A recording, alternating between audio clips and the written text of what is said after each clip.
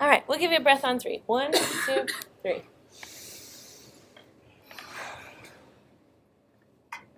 Oh, so 4th of July, or well, the same times as 4th of July. I was with my best friend at the time, Tony Monroe, and we live by this really long trail, like this 12-mile long trail. And this would actually be a perfect story for you to impersonate. So there's this 12-mile long trail, and we find this like off-road path that you can get to like a creek bed or a lake. Yeah, just a creek.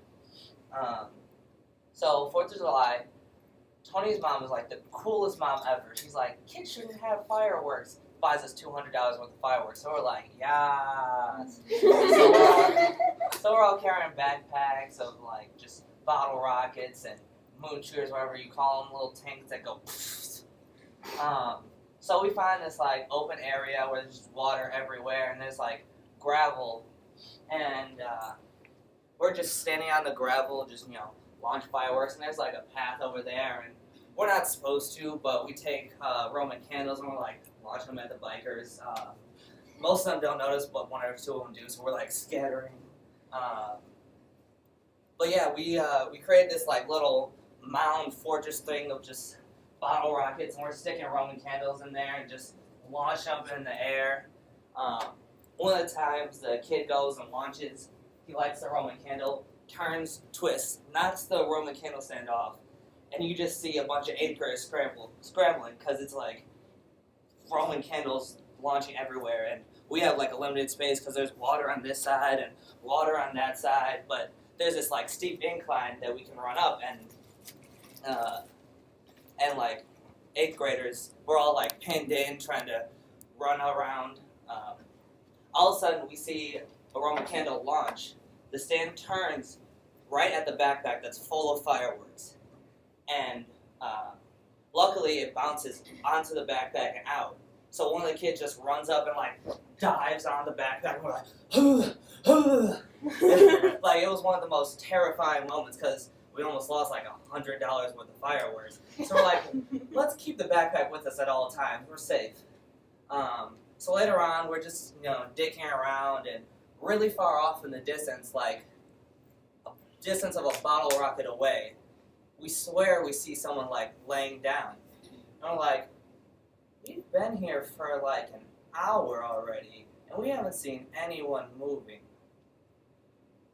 If they're not like sitting up watching us dick around with fireworks, what are they doing here? Like, they would have called the cops, because in St. Louis, you're not allowed to set off fireworks unless permit and blah, blah, blah, blah, blah. But dude's just laying down, and we're like,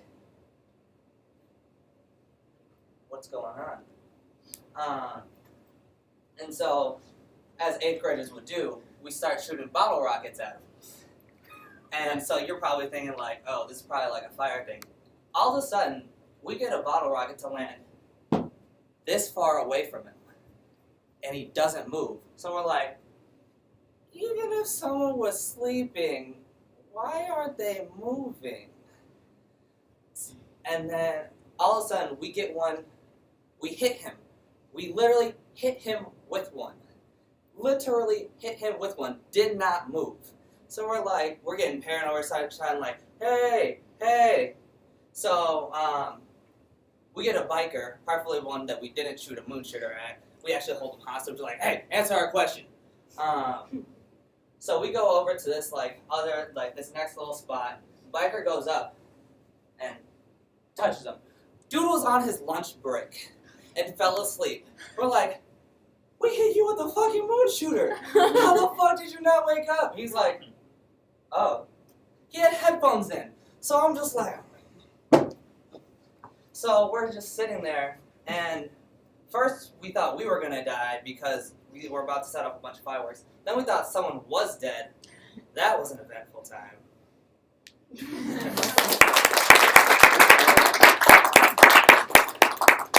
Awesome. I remember wanting to be an athlete when I was younger because all my brothers and all my homies was athletes. So I decided to give football a try. I just sounded like a football player, like the sound of being a football player. It just sounded cool. Being at the stadium, everybody watching you, scoring touchdowns, and the girls. It ran around varsity jacket. So I tried out for my high school freshman football team, and I made it. During the second month of practice, I broke my right arm. And the way I broke my arm was so crazy because I didn't even know it was broken. My whole team knew before I did because they seen it happen. All I remember was laying on the ground and getting up, having to hold my arm. I looked down like, yo, what the fuck? Half of my arm was leaning this way, the other half was leaning that way. And I had to literally hold my arms to keep it connected. Everyone rushed around me, was trying to get a closer look. Meanwhile, my freaking arm is broken, and I'm freaking out inside my head because the shit hurt, and I wanted to cry so bad. But, you know, I'm at a football field full of all my homies, and I can't let them see me cry. So, you know, I got to be a man about it. Me and Coach went to West Suburban Hospital, and they gave me all these x-rays and all this other stuff, and I thinking I was good to go until the doctor told me it was time to snap my arm back into place. And I'm like, what do you mean snap my arm back into place? I found out what he meant. Man, that shit hurt so bad. I couldn't hold the tears in no more. They just started falling. I started crying. I'm not ashamed of it because, you know, men's cry sometimes. And, and just when I thought it was over, a week later, I had to get surgery on my wrist.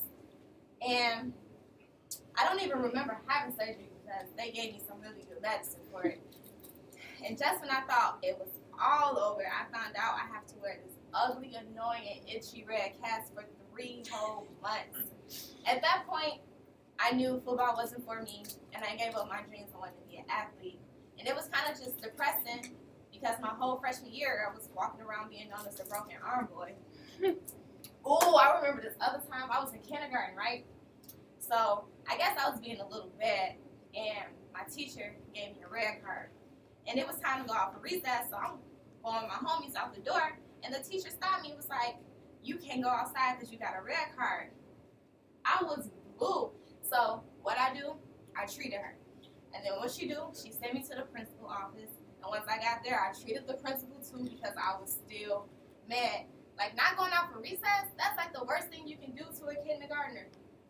So I guess my teachers didn't like that, so they called my mom. Before I even knew it, my mama was up at that school, and she snatched my little ass up in front of everybody. She whipped me in front of all my homies. She whipped me from the classroom all the way to the locker. I thought she would get tired, but she didn't. It got to the point where the teacher and the principal was trying to get her off of me. And the worst thing about it all is I didn't even transfer schools. I had to go back to the same school the next day and have all my homies talk and laugh about me. To this day, I still look at my mom like, I can't believe you whooped me in front of all my homies. But I bet you I'll learn to never show my ass in school again. And for that, I thank you, Mom.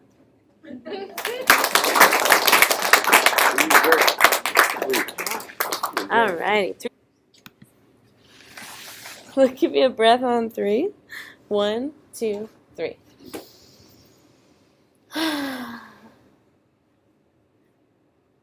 So we want to talk about church, huh?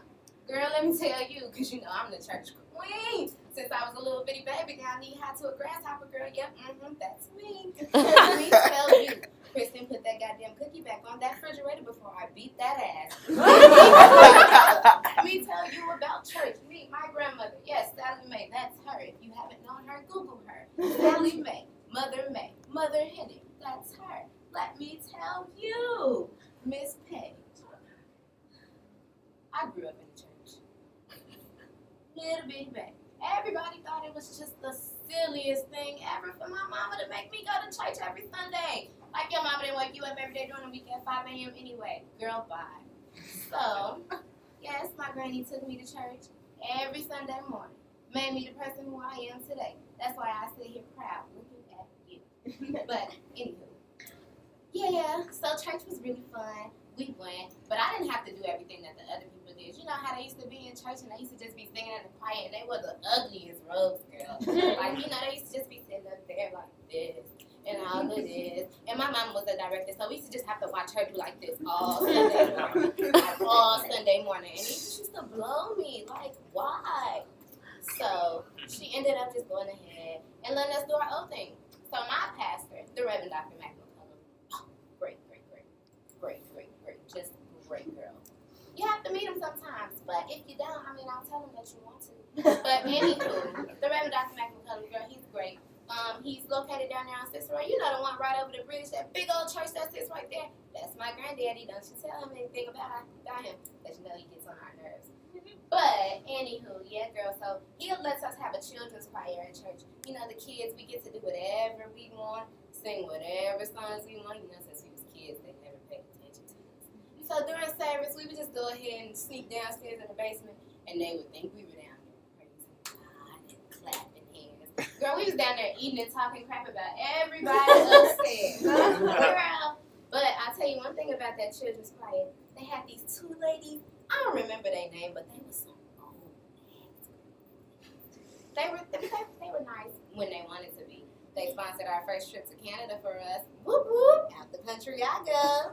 So yeah, they sponsored our trip to Canada, and when we got there, let me tell you, being a girl from the west side of Chicago, I ain't never seen nothing like that, child, ever in life. I'm telling you, these big old aeroplanes and everything else. I got on them, I strapped myself in, and my mama told me, you behave yourself on that trip. And I said, Mama, you know I will. I turned to my friends, I said, we gonna have a ball. So they took us on over there to Canada, and guess what we did?